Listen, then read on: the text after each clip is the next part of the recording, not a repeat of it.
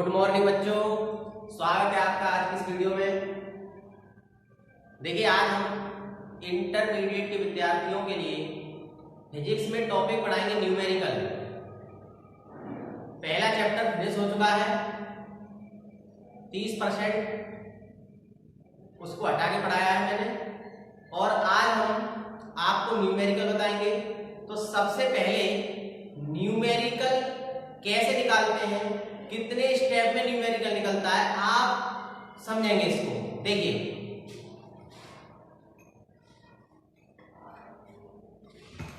Numerical निकालने का क्या तरीका है, कैसे निकालते हैं। देखिए मैंने आपके एनसीईआरटी के 2 न्यूमेरिकल इस पर लिख लिए हैं, मैं इनको सॉल्व करूंगा। इस सॉल्व करने से पहले आप मेरी बात का ध्यान दें कि देखिए न्यूमेरिकल के 4 स्टेप होते हैं। स्टेप 1,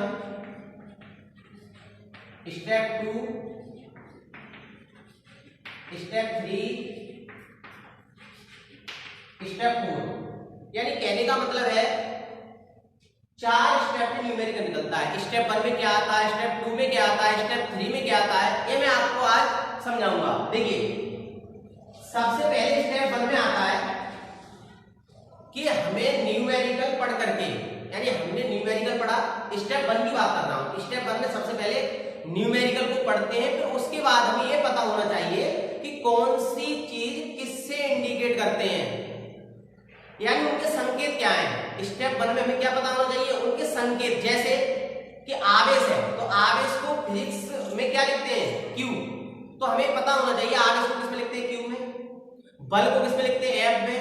दूरी आर, इलेक्ट्रॉन पर आवेश ई, इलेक्ट्रॉनों की संख्या एन। यानी हमें इन सब बातों का विशेष ध्यान रखना चाहिए स्टेप 1 में। तो स्टेप 1 में क्या आता है कि सबसे पहले सवाल पढ़ा और उसके बाद हम ये देखते हैं कि इसमें क्या क्या दिया है, यानी फिजिक्स में संकेत क्या क्या होता है वो लिख लेते हैं स्टेप 1।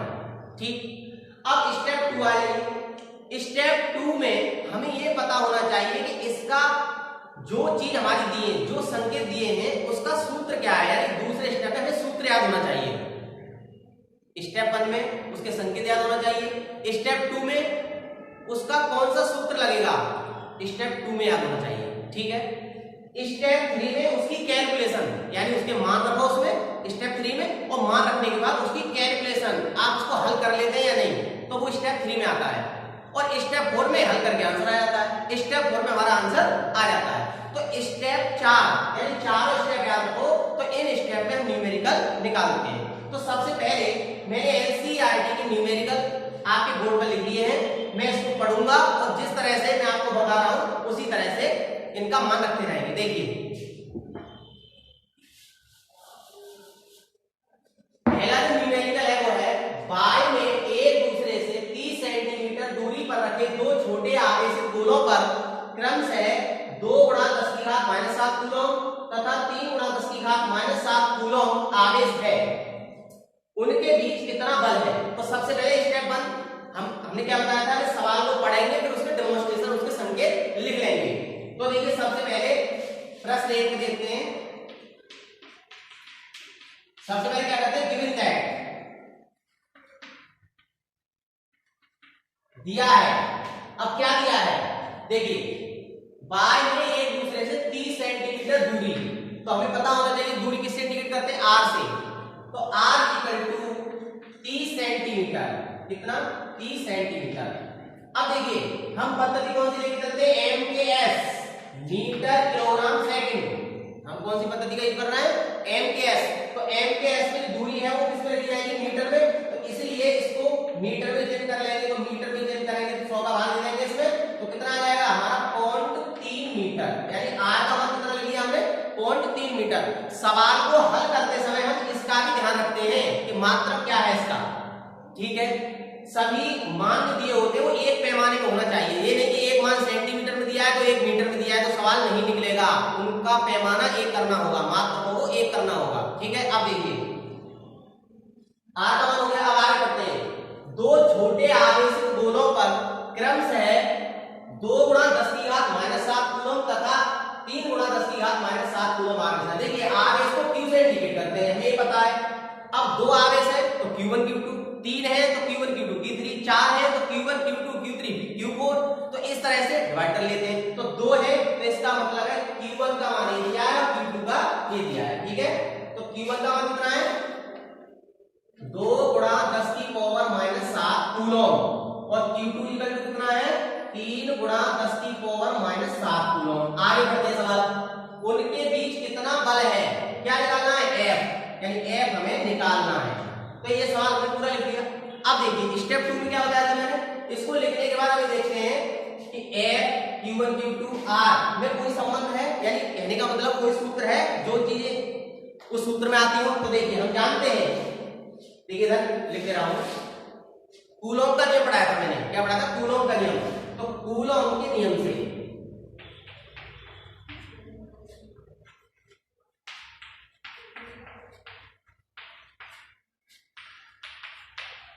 कूलॉम के नियम से, तो कूलॉम का नियम क्या होता है F equal to 1/4 pi F0 Q1 Q2 बटे R स्क्वायर।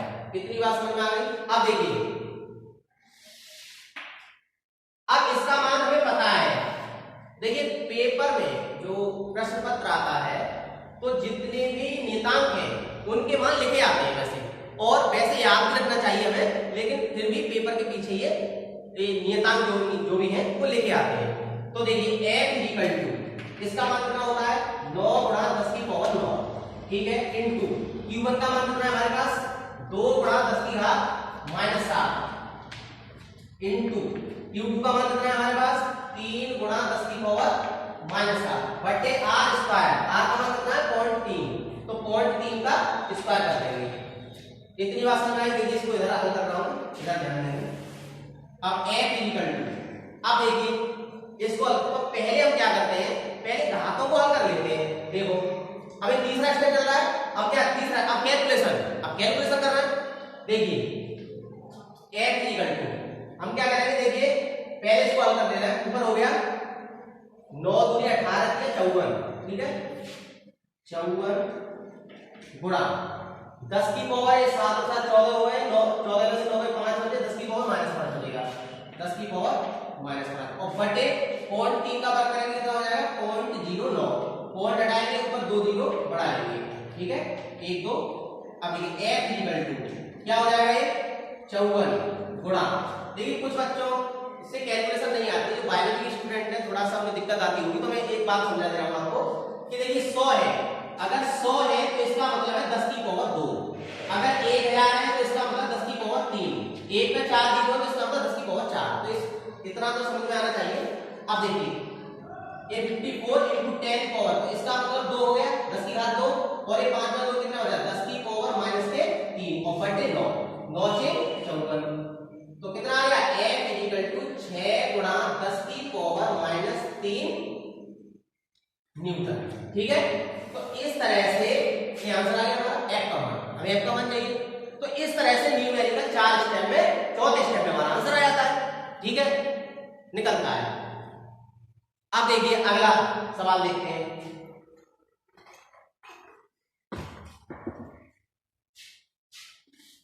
इसको मैं रफ कर दे रहा हूं, जो बच्चे नोट करना चाहे इसे नोट कर सकते हैं।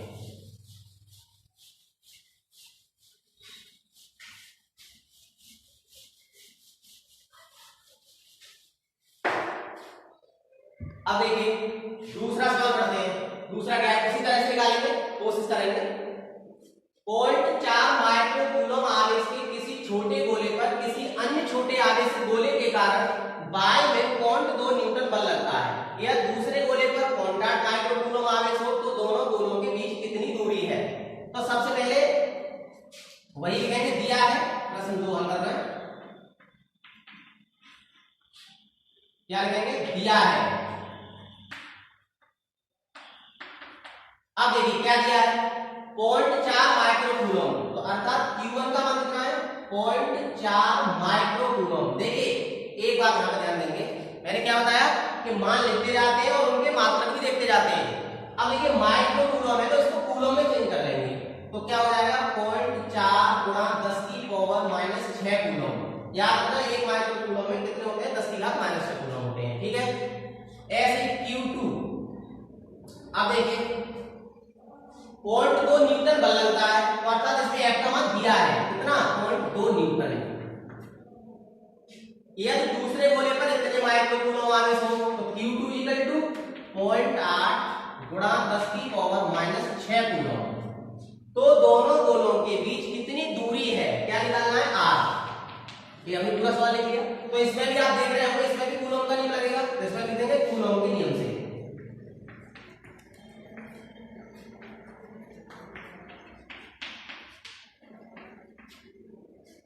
कूलम के नियम से लगा देंगे F equal to 1/4 pi epsilon Q1 Q2 बटे R स्क्वायर।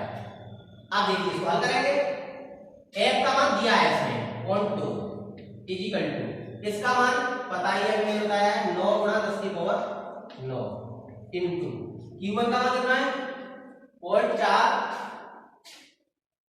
इनटू 10 की पावर माइनस के 6 इनटू Q2 का कितना है 0.8 गुणा 10 की पावर माइनस के 6 और बटे R स्क्वायर, यानी हमें R का मान हमें निकालना है। अब इसको हल करेंगे। देखिए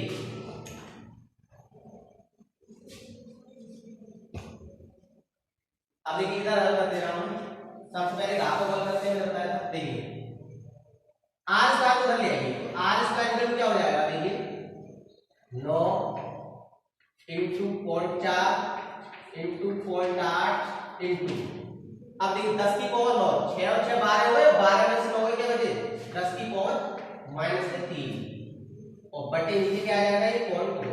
ठीक है, पॉइंट से पॉइंट नहीं कट जाएगा और ये 2 से 4 बार कट जाएंगे। तो कितना आ गया R square equal to 9 into 0.4 into 4 into 10 की पावर माइनस के 3। अब देखिए इसको आगे करेंगे R स्क्वायर इक्वल टू ये पॉइंट है, तो इसका मतलब है देखिए नीचे 10 करेंगे तो ऊपर 10 की पावर माइनस 1 हो जाएगी, तो इसका मतलब क्या हो जाएगा पॉइंट हटा देंगे हम 10 की पावर माइनस 1 कर लेंगे। तो कितना हो गया 9 गुणा 4 गुणा 4 9 गुणा 4 गुणा 4 इनटू 10 की पावर माइनस के 4 हो गया। ठीक है, अब देखिए 4 + 16 में 144 हो गए 144 गुणा 10 की पावर माइनस के 4 कितना हो गया।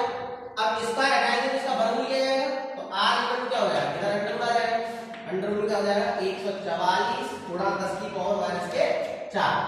ठीक है, R आप जानते हैं 144 का वर्गमूल कितना होता है 12 इनटू अब देखिए घात है तो घात वाले वर्गमूल कैसे लेते हैं, जैसे 10 की पावर माइनस 4 है तो इसका हमें वर्गमूल लेना है, इसकी घात को 2 का भाग दो तो कितना हो गया इसका 10 की पावर माइनस के 2 क्या आ गया मीटर। R का मान कितना आ गया 12 गुणा 10 की पावर माइनस 2 मीटर या 12 सेंटीमीटर, मीटर में रहने तो कोई दिक्कत नहीं है। तो इस तरह से हम न्यूमेरिकल को सॉल्व करते हैं। तो उम्मीद है कि आपके समझ में भी आ गया होगा। इससे अगले न्यूमेरिकल मैं आपको कल वाली वीडियो पढ़ाऊंगा। आज के लिए इतना ही, धन्यवाद।